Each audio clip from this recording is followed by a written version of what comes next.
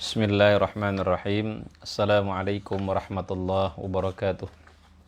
Alhamdulillah wassalatu wassalamu ala Rasulillah Muhammad ibnu Abdillah wa ala alihi wa sahbihi wa mawalah. Amma ba'd. Puji dan syukur hanya milik Allah Subhanahu wa taala Rabbul alamin. Salawat dan salam selalu tercurahkan pada junjungan kita baginda Rasulullah sallallahu alaihi wasallam. Semoga kita semua kelak bisa mendapatkan syafaat daripada Rasulullah sallallahu alaihi wasallam. Kita lanjutkan kembali kajian tentang menghidupkan sunnah-sunnah yang terlupakan. Pada kali ini kita masuk kepada bab tentang bacaan-bacaan yang disunnahkan oleh Rasulullah sallallahu alaihi wasallam namun terlupakan. Kita tidak baca dalam salat-salat kita. Selanjutnya bacaan pada salat maghrib. Apa yang dibaca oleh Rasulullah sallallahu alaihi wasallam pada salat maghrib? Ya. Dari Ibnu Abbas radhiyallahu anhu dia berkata, "Inna ummal fadli sami'tuhu wa huwa yaqra'u wal mursalati 'urfa." Faqalat ya bunayya wallahi laqad dzakartani biqira'atika hadhihi surah innaha la akhiru ma sami'tu min Rasulillahi sallallahu alaihi wasallam yaqra'u bihal maghrib. Ummul Fadil mendengar Ibnu Abbas membaca surat Al-Mursalat. Lantas dia berkata, "Wahai anakku, demi Allah, bacaan suratmu ini telah mengingatkanku. Sesungguhnya surat itu adalah surat yang terakhir yang kudengar dari Rasulullah, yaitu beliau membacanya pada salat maghrib." Ya.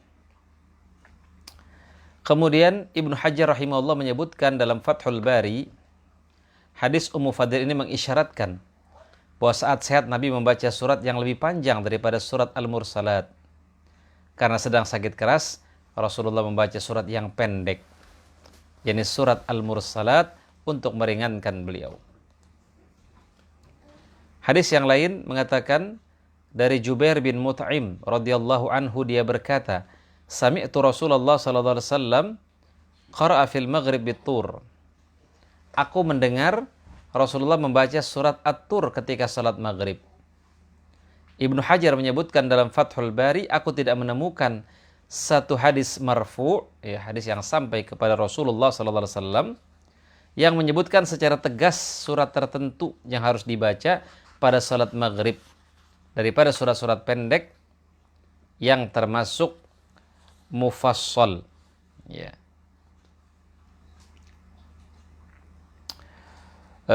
Sahabat yang dimuliakan Allah Subhanahu wa ta'ala, jadi ada pilihan-pilihannya. Yang pertama Al-Mursalat, kemudian yang kedua surah At-Tur, ya. Kemudian juga dari Marwah bin Hakim, dia berkata, Zaid bin Sabit berkata kepadaku, "Mengapa kamu membaca surat-surat pendek dalam salat maghrib? Padahal aku mendengar Rasulullah membaca surat Tulatain, ya, surat terpanjang dari dua surat yang panjang." Ya.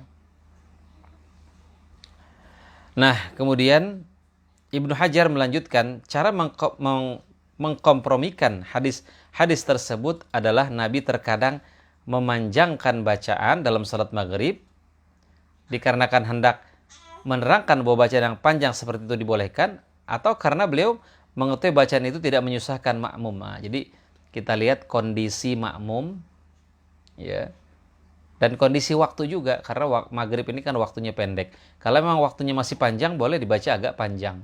Tapi kalau ketika kita menjadi imam, kita harus melihat kondisi makmum, karena imam itu kan seperti apa ya, driver, supir. Dia harus melihat keadaan penumpangnya. Penumpangnya kira-kira kuat enggak? Kalau saya baca bacaan panjang, mereka ini kuat atau tidak? Atau mungkin banyak yang tuanya, atau mungkin ada yang sakit di antara mereka. Nah, kita sebagai imam harus bisa toleran. Rasulullah SAW bersabda, "Idza amma ahadukum falyukhaffif." Kalau kamu jadi imam maka ringankanlah. Fa inna fihim as-saqim, karena di antara mereka ada yang sakit, ada yang lemah, ada yang memiliki keperluan, mungkin dia ingin pergi ke sebuah tempat. Kalau kita bacanya terlalu lama, nanti akhirnya mengganggu rencana dia untuk pergi ke sebuah tempat. Nah, kalau misalnya kita berjamaah, ya, kemudian kita mendapati imam bacanya lama, lalu kita memiliki keperluan, maka kita boleh melakukan namanya mufaraqah. Ya, kita berpisah dari jamaah, kemudian kita meneruskan sholat sendirian. Nah, ini boleh. Ya, dalam fiqh sunnah disebutkan itu boleh. Fiqh sunnah karya Syekh Said Sabiq. Jamaah yang dimuliakan Allah subhanahu wa ta'ala,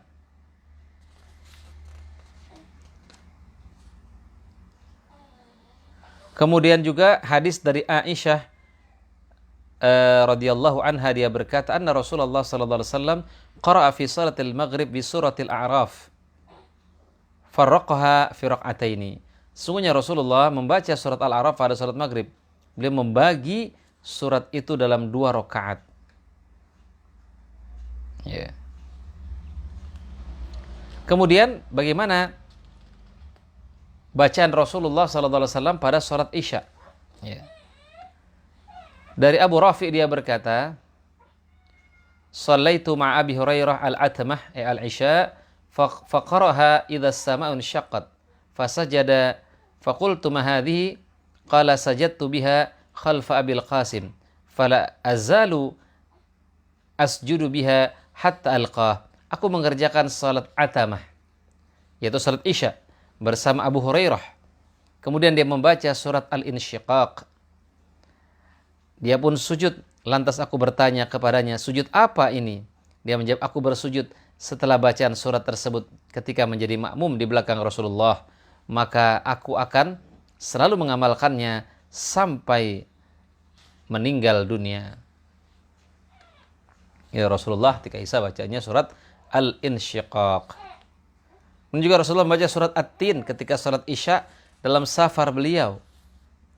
Suatu ketika Nabi berada dalam safar. Kemudian pada saat salat Isya beliau membaca surah At-Tin dalam salah satu rakaatnya.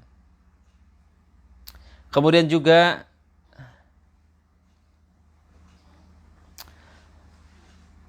Ibnu Hajar menyebutkan dalam Fathul Bari, Nabi membaca surat-surat pendek ketika salat Isya karena beliau tengah menjadi musafir. Ya. Safar itu sendiri menuntut adanya keringanan. Nah, karena memang dalam safar, ya, mungkin orang dalam safar letih, capek, maka ada rukhsah di sana, ada kemudahan. Ya. Sementara hadis Abu Hurairah dipahami bahwa Nabi tidak sedang menjadi musafir. Karena itu beliau membaca surat yang agak panjang. Nah, jadi kalau nggak jadi musafir, Nabi bacanya panjang. Kalau sedang menjadi musafir, Nabi membacanya pendek. Ya. Dari Samurah bin Jundub, dari Sa'ad bin Abi Waqqas, dia berkata, aku sendiri mengerjakan salat Isya bersama para sahabat. Sebagaimana salat Rasulullah, tanpa aku kurangi sedikit pun. Aku mengerjakan salat Isya, lantas aku memanjangkan bacaan 2 rakaat pertama dan memendekkannya pada 2 rakaat terakhir. Dari Jabir bin Abdullah bahwasanya Rasulullah berkata kepada Muaz pada saat salat Isya, hendaklah ketika menjadi imam kamu tidak mengerjakan salat dengan membaca surat Al-A'la, Asy-Syams dan Al-Lail. Karena di antara makmummu ada yang sudah tua, yang lemah dan mempunyai kebutuhan yang mendesak. Ya. Jadi itu bacaan-bacaan pada salat Isya. Nah, kemudian apa yang dibaca pada saat hari Jumat atau pada saat salat Jumat? Dari Ibnu Abi Rafi' dia berkata, Marwan mengangkat Abu Hurairah sebagai gubernur di Madinah. Lalu dia keluar ke Makkah. Kemudian Abu Hurairah menjadi imam salat Jumat. Setelah membaca surat Al-Jumu'ah pada rakaat pertama, dia membaca surat Al-Munafiqun pada rakaat kedua. Selesai salat, aku menemui Abu Hurairah dan berkata kepadanya, sungguh engkau telah membaca 2 surat yang juga dibaca Ali bin Abi Thalib di Kufah. Abu Hurairah berkata, sungguhnya aku mendengar Rasulullah membaca kedua surat itu ketika mengerjakan salat Jumat. Nah, jadi yang pertama apa? Surat Al-Jum'ah dan surat Al-Munafiqun. Kemudian ada lagi alternatif lainnya. Ya. Dari An-Nu'man bin Bashir dia berkata, Rasulullah membaca surat Al-A'la dan Al-Ghasyiyah dalam salat Idul Fitri dan Idul Adha dan salat Jumat. An-Nu'man melanjutkan, apabila hari Id bertepatan dengan hari Jumat, beliau juga membaca kedua surah itu pada kedua salat tersebut. Ya. Jadi ada yang panjang, ya kalau mau panjang bacanya Al-Jum'ah dan Al-Munafiqun, di bawahnya Al-Ghasyiyah, ya, Al-A'la dan Al-Ghasyiyah. Kemudian juga dari Samurah bin Jundub anna Rasulullah sallallahu alaihi wasallam kana yaqra'u fi salatil jum'ah bisabbihismi rabbikal a'la wa hal ataka hadithul ghasyiyah. Sungguhnya Rasulullah membaca surat Al-A'la dan Al-Ghasyiyah pada salat Jumat. Kemudian apa bacaan pada salat Idul Fitri dan Idul Adha? Dari Waqid Al-Lais, kana yaqra'u fiha al-fitr wal adha bi qaf wal Qur'anil Majid wa iqtarabat as-sa'a wa insyaqqa al-qamar. Rasulullah membaca surat Qaf dan surat Al-Qamar dalam salat Idain. Kemudian apa yang dibaca juga pada saat salat witir? Ya. Sesungguhnya Rasulullah membaca surat Al-A'la pada rakaat pertama salat witir, kemudian membaca surat Al-Kafirun pada rakaat kedua dan membaca surat Al-Ikhlas pada rakaat ketiga. Apabila selesai salat, beliau membaca Subhanal Malikil Quddus 3 kali dan pada ketiga kalinya beliau memanjangkannya. Kemudian juga apa yang dibaca pada saat salat subuh hari Jumat. Ya. Dari Abu Hurairah radhiyallahu anhu dia berkata,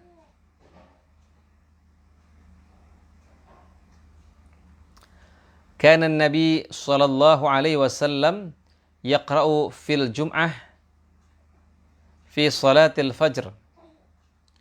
Ya. Alif Lam Mim.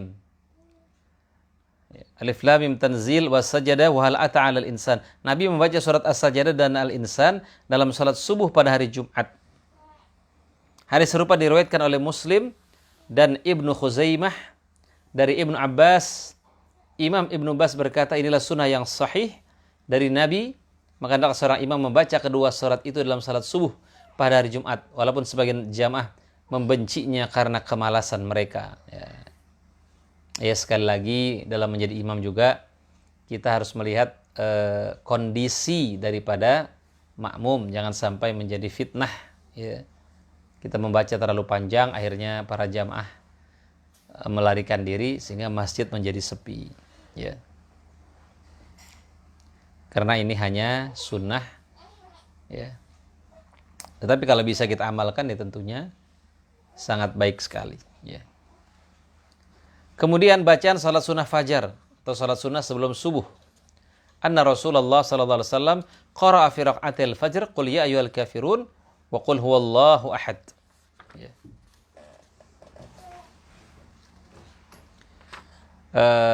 Sungguhnya Rasulullah membaca surat Al-Kafirun dan Al-Ikhlas pada 2 rakaat salat sunnah fajar. Salat sunnah fajar ini fadilahnya luar biasa, jangan sampai kita tinggalkan.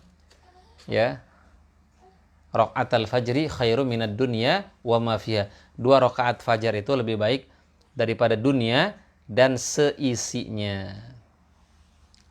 Kemudian juga dalam riwayat lain dari Ibnu Abbas, kana Rasulullah sallallahu alaihi wasallam yaqra'u fi raq'atil fajr qulu amanna billah wa ma unzila ilaina wallati fi ali Imran ta'alu ila kalimatin sawa'in bainana wa bainakum. Ya. Pada 2 rakaat salat sunnah fajar Rasulullah membaca surat Al-Baqarah ayat 136 dan surat Ali Imran ayat 64.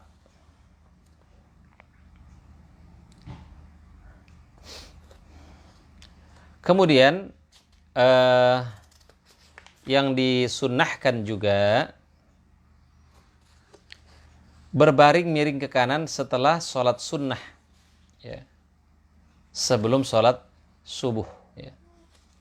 Al-Alama Ibnu Qayyim Al-Jauziyah dalam Zadul Ma'ad menyebutkan Nabi berbaring di atas pinggang kanan setelah mengerjakan sholat sunnah sebelum sholat subuh. Ya. Inilah riwayat yang sahih yang disebutkan dalam kitab Sahihul Bukhari dan Sahih Muslim dalam hadis Aisyah.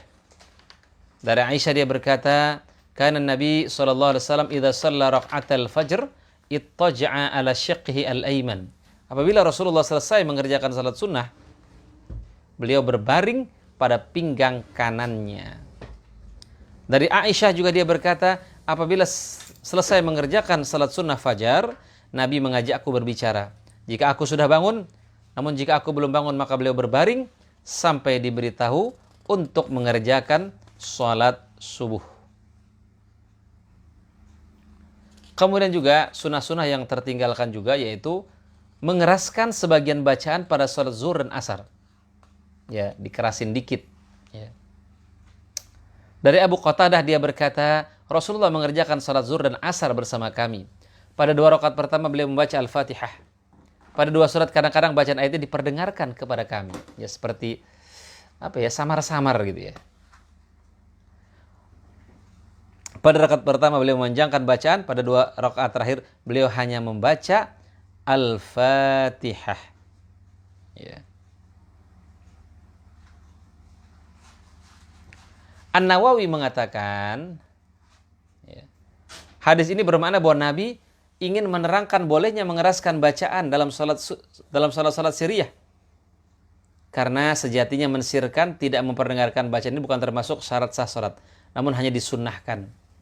Hadis ini juga bermakna bahwa mengeraskan bacaan itu lahir dari mentadaburi makna ayat, sehingga lidah melafadzkan dengan keras tanpa disengaja. Wallahu a'lam. Ya, jadi boleh. Namun tidak perlu keras seperti salat Maghrib dan Isya, ya. Kemudian juga sunnah-sunnah yang terlupakan, ya, di sini sebutkan juga doa, tasbih dan ta'awudz, ya, pada ayat-ayat yang sesuai.